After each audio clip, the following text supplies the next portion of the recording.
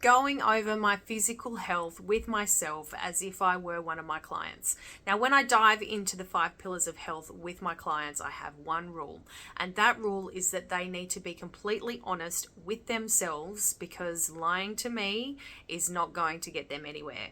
So with that in mind, I had to be seriously honest with myself. So I went over all the aspects of my physical health that I would as if I were talking to a client, and these include my diet, my activity level throughout the day, any structured exercise that I do and what that is and how frequently I do that, how much water I drink, how much sleep I'm getting and what quality of sleep that is, my menstrual cycle, my bowel movements and the consistency and frequency of those bowel movements, and what medications and supplements that I've been taking. So it's quite extensive and it's quite in depth. So the first thing I need to admit is that I have put on 10 kilos in the last 12 months because of 2 reasons. One, I have introduced alcohol back into my life. I did have a 12-month period where I did not drink at all, and now I drink socially on maybe 2 nights a week. Actually, no, it is 2 nights a week, and sometimes it's only 1 night a week with my community here where I live. So I have introduced alcohol back into my life, and I have a wicked sweet tooth. It is something that I have always had. I love sugar, and it is my guilty pleasure, meaning that I reward myself with sugar, or I cope with stress and fatigue with sugar. And it's like when I have that, it is the whole block of chocolate or the whole bag of lollies all to myself, all in one go. So that is something that I am putting my hand up and saying that is something that I need to look at doing, changing. So sugar is like my monkey on my back, so to speak. And out of convenience, I haven't been making all my own food, which is also a general rule of mine, is that we in this household make all our own food. So I've been getting lazy because life, and I have been buying food to eat throughout the day from takeaway places or from the supermarket or whatever. So those are some major things impacting my diet at the moment. And I know what you're going to say, but Lauren, you're a nutritionist, you know so much better. And yes, I do. So, naughty me, I know better.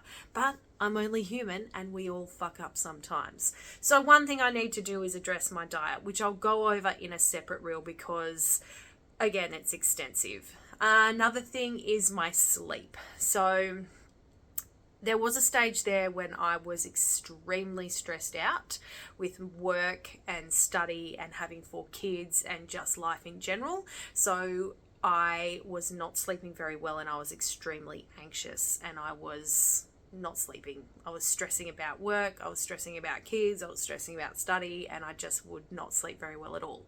So I took steps to make that better, and I am now sleeping really well. So I partially think that my fatigue is because I've come out of that fight or flight, out of that stress response that I was in for about, I don't know, 20 years. And it's my body playing catch up with that. So that's where I think adrenal fatigue might come into it for me. But my sleep at the moment is really good and I'm really happy with the way it is. And I think that's partially because I have been supplementing with magnesium for about the last 3 months, I'm going to say, the sleepy time magnesium. And I did find that made a massive difference for me. My menstrual cycle, you probably saw a reel that I posted the other day about don't let a doctor tell you that you don't have perimenopausal symptoms just because you're not 40 yet.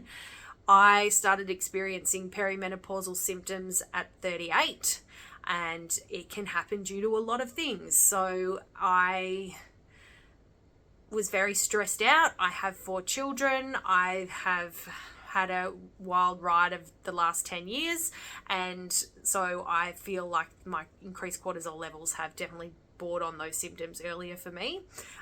What were those symptoms? I was missing my periods. They were extremely heavy. I was extremely moody, which I was never that bad before, and hot flushes during the night and itchy ears as well.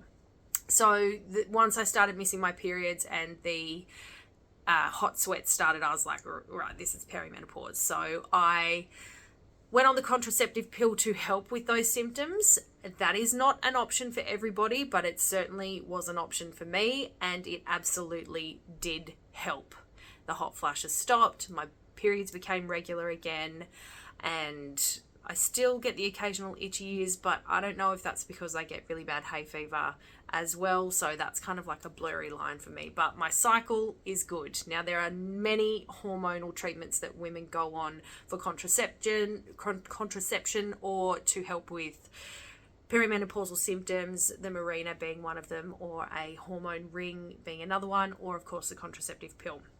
Whatever you choose to do is completely up to you, and it is a personal choice. But for me, the pill helped enormously. And I hadn't been taking it since before I fell pregnant with Matilda, and she's just turned 14. So that's like a big long gap where I didn't have any hormone replacement therapy happening whatsoever. But for me, it works. So my cycle is good. So I exercise very regularly.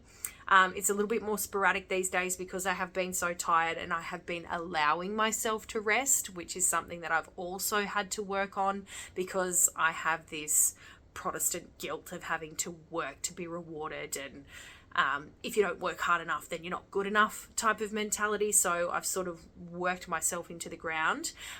So allowing myself to rest and not be perfect in my exercise regime and exercising super consistently even when I felt like shit has been a huge thing for me. So now I walk pretty much every day.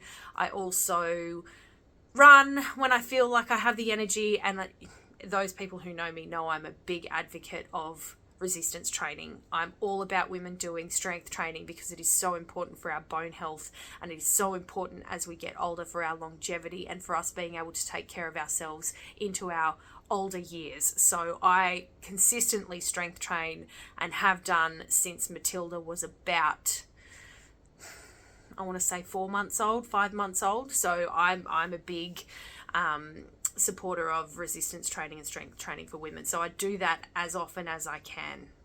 So after all of that, what I got out of it was I need to clean up my diet. I need to be much better.